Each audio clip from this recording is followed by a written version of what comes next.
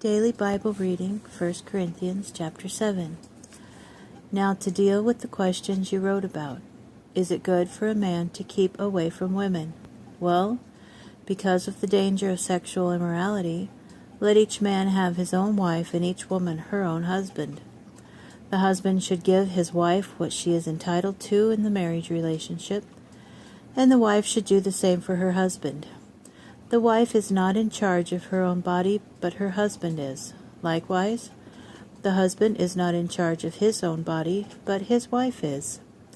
Do not deprive each other, except for a limited time, by mutual agreement, and then only so as to have extra time for prayer, but afterwards come together again.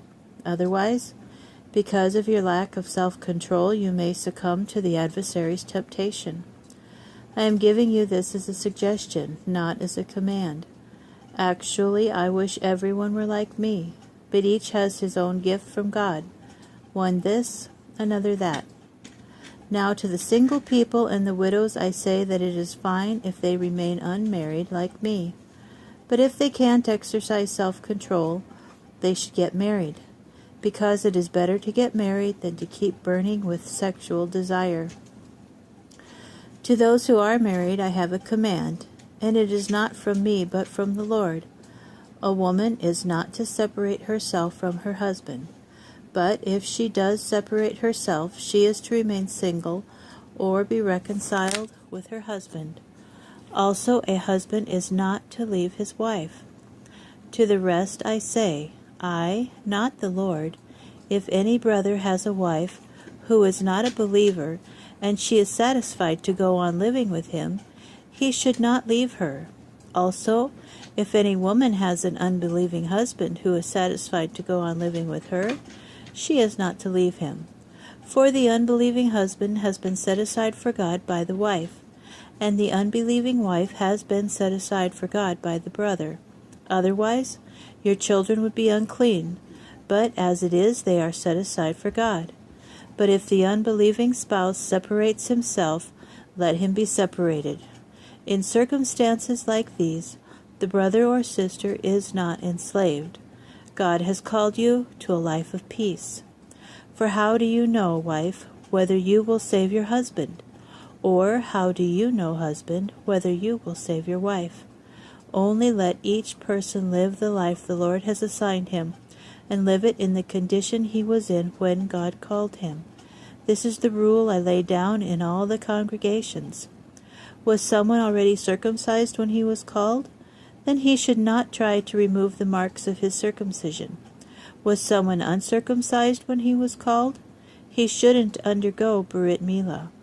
Being circumcised means nothing, and being uncircumcised means nothing. What does mean something is keeping God's commandments.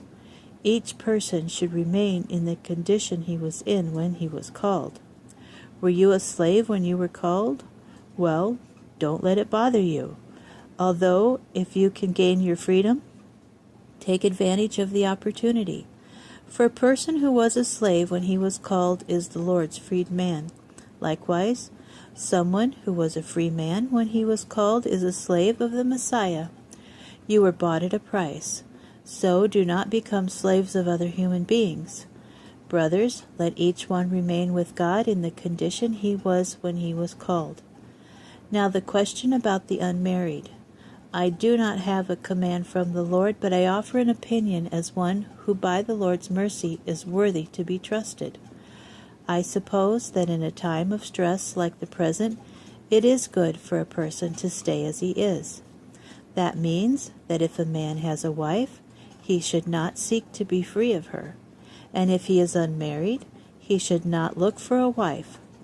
But if you marry, you do not sin, and if a girl marries, she does not sin.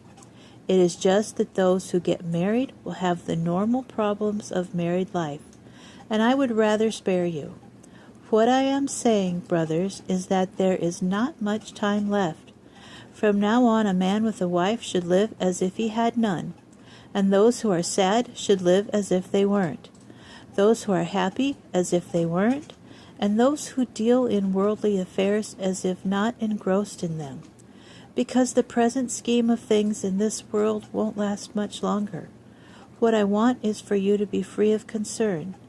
An unmarried man concerns himself with the Lord's affairs, with how to please the Lord, but the married man concerns himself with the world's affairs, with how to please his wife, and he finds himself split. Likewise, the woman who is no longer married, or the girl who has never been married, concerns herself with the Lord's affairs, with how to be holy, both physically and spiritually. But the married woman concerns herself with the world's affairs, with how to please her husband.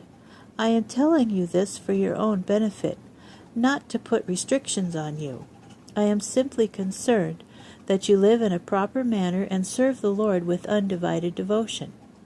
Now if a man thinks he is behaving dishonorably by treating his fiancée this way, and if there is strong sexual desire, so that marriage is what ought to happen, then let him do what he wants. He is not sinning. Let them get married.